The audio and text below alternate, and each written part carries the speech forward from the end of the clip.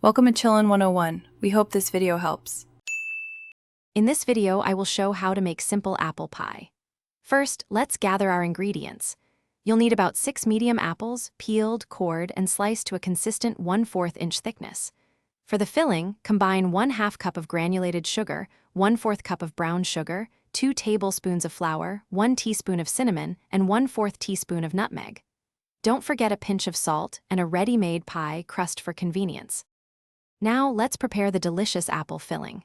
In a large bowl, gently toss your sliced apples with the granulated sugar, brown sugar, flour, cinnamon, and nutmeg.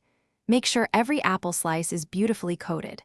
A little squeeze of fresh lemon juice can help prevent browning and add a bright note. Let this mixture sit for about 15 minutes. This allows the apples to release some of their natural juices, which will thicken nicely during baking. It's time to assemble our pie. First, preheat your oven to 425 degrees Fahrenheit. Carefully place one pie crust into a 9-inch pie dish, trimming any excess dough. Now, pour your prepared apple filling into the crust, mounding it slightly in the center. Top with the second pie crust, then crimp the edges firmly to seal.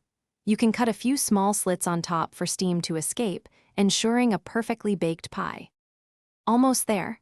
Bake your pie at 425 degrees Fahrenheit for the first 15 minutes.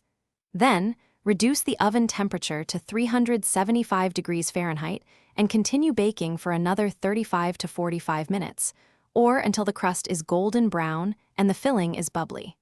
Remember to check the description for a link to Little Tree's black ice and other great deals.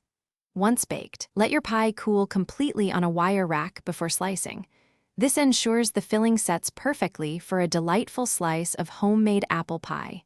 Enjoy! Thanks for watching. Consider subscribing if we helped you.